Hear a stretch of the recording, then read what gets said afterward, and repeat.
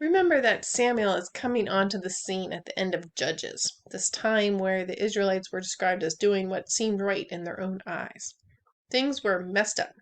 The priests, who should have been the model of holy living, were living in greed and sensuality.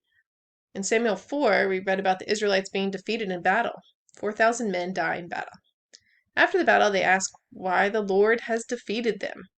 They acknowledge the Lord's power to win a victory if he chooses. But here they go wrong. They don't ask God. They're talking about him, not to him. How often do you throw out comments or questions or requests without actually talking to God? They needed to stop and humble themselves and present themselves before the Lord with humility, acknowledging his rightness and their need for him. Instead, they come up with their own plan.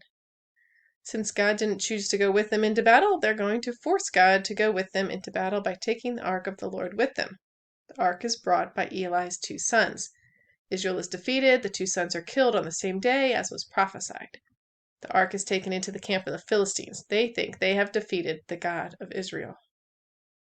Eli has gone blind, but watches to see what happens.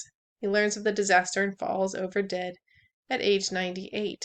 His daughter-in-law goes into labor and names her son, "The glory has departed from Israel." Now before, when the ark had been brought into the Israelites' camp, the soldiers shook the ground with their cheers. They didn't understand you can't contain God in a box. He's not held in a box. He had departed from Israel because of their sin. Now he hadn't abandoned his children, but he's not controlled by them either. They don't get to tell him when and where he will be and how he will act. They don't know him. They are rejoicing in their idea of God's glory and his victory. They wouldn't see either that day.